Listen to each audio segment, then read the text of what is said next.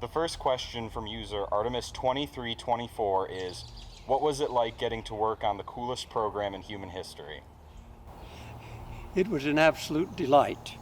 I never really worked on the coolest program in human history because even though I came to NASA in 1966, I enjoyed everything I did, so it wasn't really work at all. I just came in and had tremendous fun, and NASA gave me money. It was quite a wonderful situation, and I don't really remember a single program that I didn't absolutely love.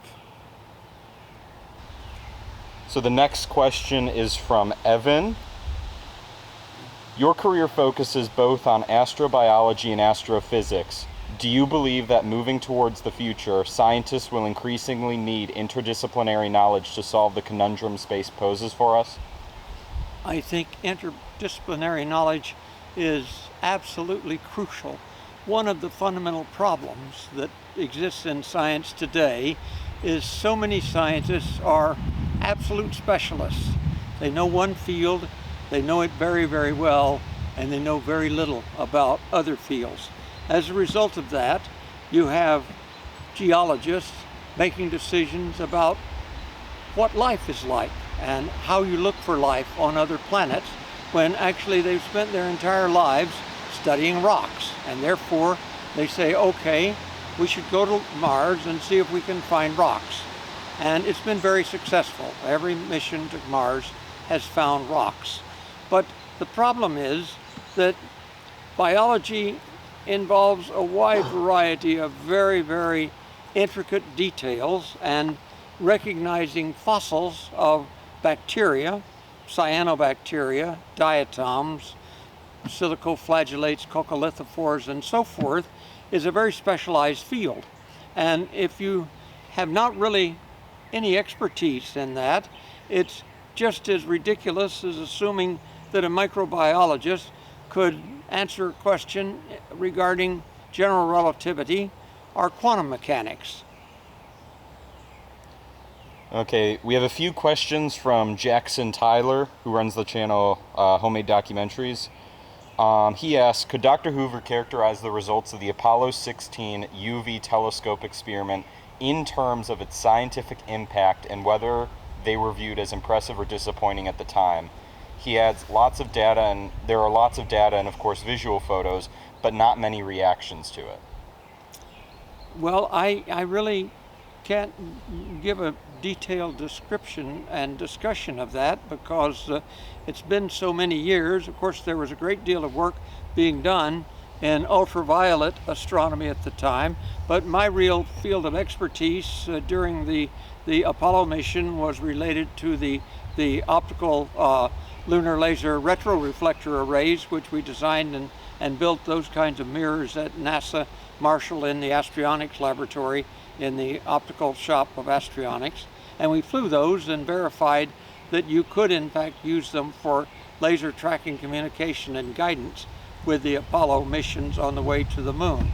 At that point in time, I was also becoming more heavily involved in soft X-ray astronomy regarding the X-ray telescope that we flew on Skylab, but I really don't recall intricate details of the ultraviolet studies that were done on Apollo 16. So the next question he asks is, what merits does Dr. Hoover see in building a radio telescope on the moon and/or in deep space? Something on the lunar far side where it's completely shielded from Earth's electromagnetic emissions. Be profoundly important. One of the problems that exists with radio astronomy is so many more situations are occurring where terrestrial contaminants are becoming a problem. Having not just a radio telescope, but all manner of telescopes on the far side of the moon, the side that is protected from radiation from planet Earth, would be tremendously useful and valuable. And it is another reason why we need to spend more time not just with astronauts on this side, but also on the other.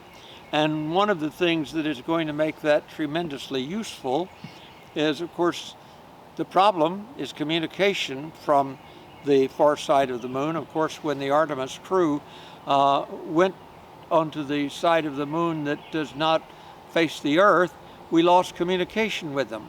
But that was because of the fact that the moon was being shielded from the Earth. However, if Elon Musk has his way, I'm quite sure that very soon we'll have Starlink satellites orbiting the moon, and with Starlink satellites in orbit around the moon, then communication problems would completely vanish. Okay. The next question from Mr. Tyler is, what are the next great steps in the field of X-ray astronomy that those with familiarity in the field are looking forward to? What is the just over the hill in your eyes? I think two things are most important. One, the AXAF and Chandra used grazing incidence or glancing incidence X-ray mirrors of the Walter type configuration, in which the X-rays hit the mirror at a small angle of incidence, and by the Bragg law n lambda equal 2d sine theta. If they hit the mirror at normal incidence, sine of theta is 1, but if they hit the mirror at a small grazing angle of incidence, sine of theta is very small. So in that way, you can reflect much more energetic radiation with much shorter wavelengths and higher energies. Well, that makes it possible to do what was done on the Advanced X-ray Astrophysical Observatory on AXAF, and it makes it possible to do what was done with Chandra, of course. But I patented optical systems many years ago in which you use multilayer optics to coat the grazing incidence surfaces, and in that way you can reflect X-rays that are not only hard X-rays, but also, if you're working at very small angles of incidence, even gamma rays. So this would make it possible to do gamma ray spectroscopy, in which you have different mirrors with different multilayer coatings simultaneously imaging the astrophysical objects in precise spectral lines by the use of the particular coating, high Z, low Z coating, and the thickness of each of the layer pairs that you want to put on the mirror. So that kind of way opens up a form of X-ray imaging astronomy that goes beyond what Chandra and AXAF have done, and done in such a beautiful way. Where do you see the future of space science going in the next 10 to 20 years? Wow, that's a profoundly important question. One of the areas that I think is going to be explored intensively is the phenomena associated with gravity. We had GPB, and they detected gravity waves. The fundamental question is about gravitons. Do gravitons exist? And if they do, what precisely is their mass and what are their characteristics? And one of the things that a lot of people have been working on, sometimes in the dark areas, is on not just the nature of gravity, but the fact that gravitation has a series of equations that are exactly analogous to Maxwell equations. And so through the appropriate development of field theory, gravitomagnetism, it might be possible to actually develop gravity drives for spacecraft, and to much more thoroughly understand the nature and characteristics of the universe itself, and very precisely the phenomena associated with intense bodies like supernovae, supernova remnants, and of course the black holes, which are of tremendous importance, as well as perhaps understanding the nature of dark matter and dark energy. I think there are a lot of areas that are going to be tremendously important in astronomy during the next few decades, and those are some that I think will be of providing tremendous excitement, as well as the investigation of extraterrestrial biology, because I feel that fairly soon we're going to have Elon Musk's starships heading out toward Mars, and one of the profoundly important things that needs to be done before we fly to Mars is to determine whether or not there actually is life on Mars, whether the results of the labor release experiment that were run during Viking by Gil Levin, which showed a positive result for metabolism, and then that was dismissed as being because of supermetalloperoxides and so forth. But I frankly am confident that circadian rhythms that show in the data indicate, as well as the other aspects of this experiment, that he may have detected life on Mars today. And before astronauts are sent to Mars, I think it is profoundly important to do non-manned experiments to determine A, is there viable biology on the planet Mars today? And B, if there is, can we establish whether or not the organisms are obligate psychrophiles or facultative psychrophiles? If they're obligate psychrophiles, then they would die at human body temperature and would not pose a significant problem of pathogenicity towards astronauts. But if they're only facultative psychrophiles and they can live at 37 degrees Celsius, they might have the ability to infect astronauts, and that would mean that there would be a very serious problem with them returning to Earth unless one knew that the infection would not be damaging to not only humans but other organisms on the planet.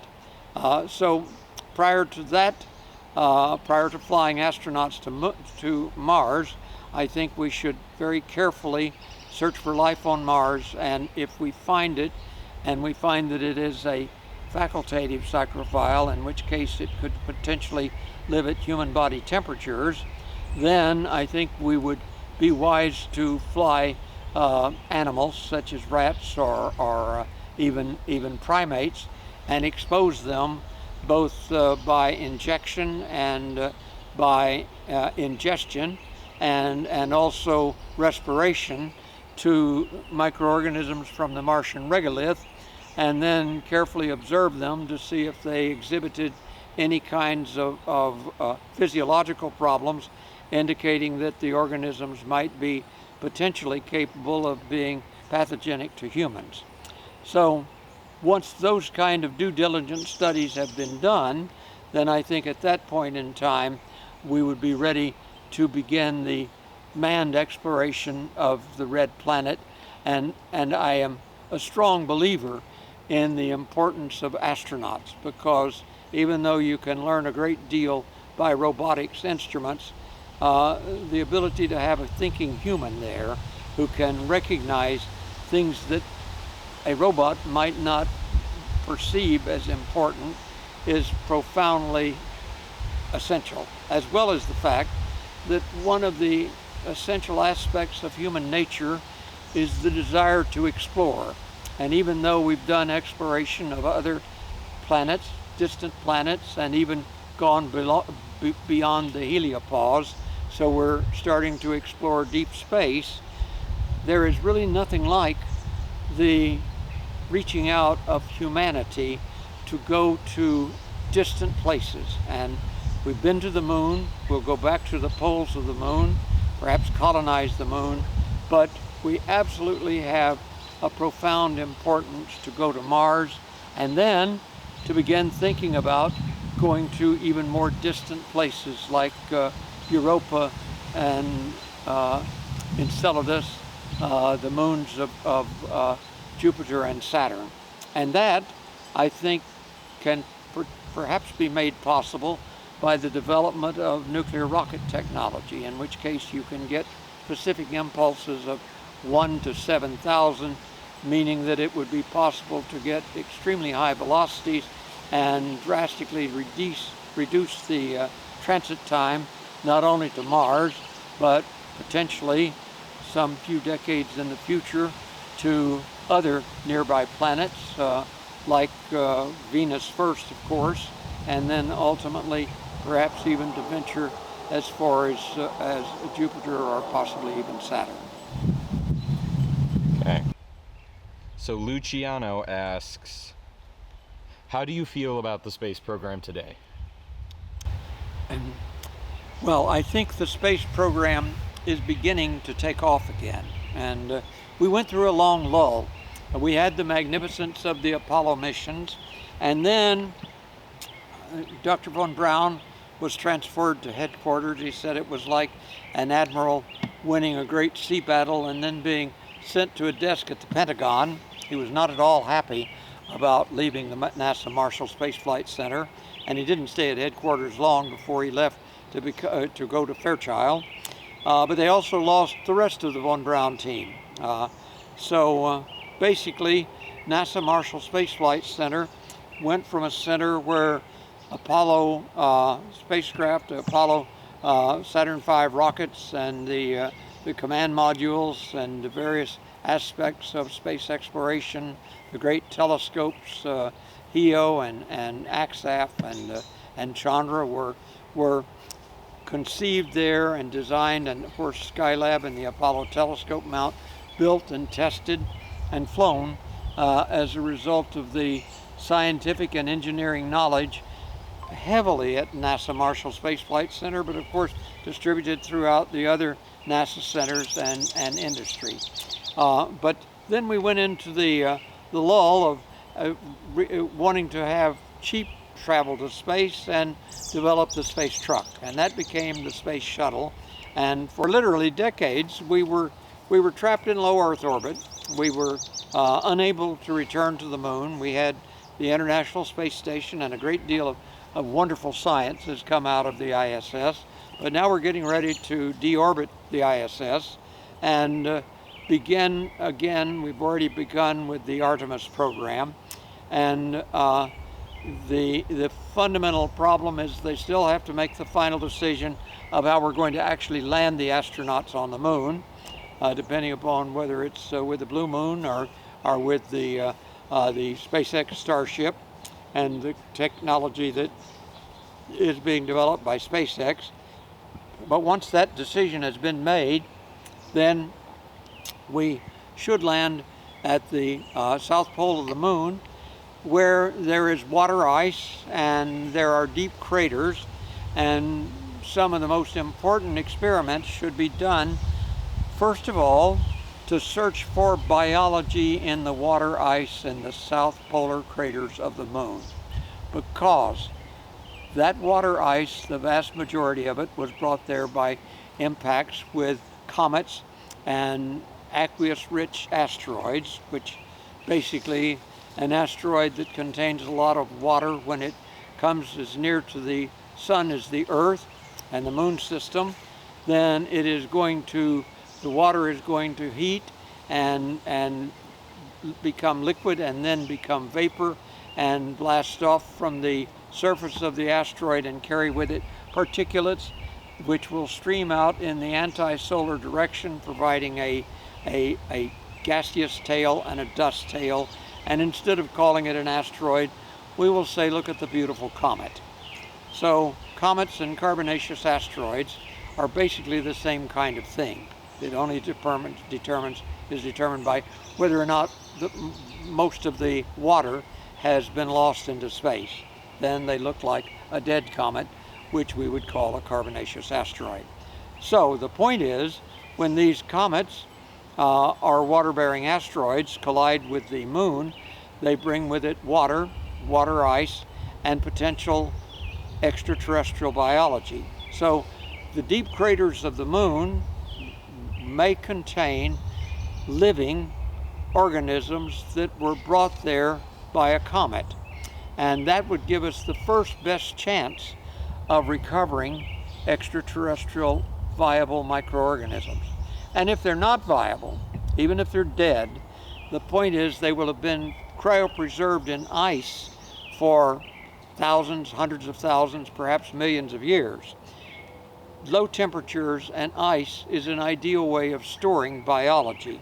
And even if they're not capable of reproducing, as soon as the ice melts, start growing and swimming and metabolizing and being viable and active, even if they do not have that capability, they will still have their genome. And obtaining the genome of extraterrestrial life form could have profoundly important value for understanding the nature of life itself, and also profoundly important value for pharmaceuticals and medicine, because we have obtained tremendous knowledge and tremendous value from the discovery of microorganisms like the hyperthermophiles that were recovered from Yellowstone National Park. And those hyperthermophiles made it possible to discover how to do polymerase chain reaction and open the entire field of DNA studies and genetic engineering and analysis of the genomes of all manner of organisms, ranging from Homo sapiens sapiens to Archaea. Now, if we could have living or even dead but cryopreserved extraterrestrial microorganisms, we could answer a very important fundamental question. Is life that might exist on a comet or in the icy moons of the other planets of the solar system, is it exactly like terrestrial biology?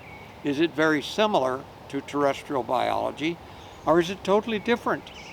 And we have no idea which of those three answers is the correct one.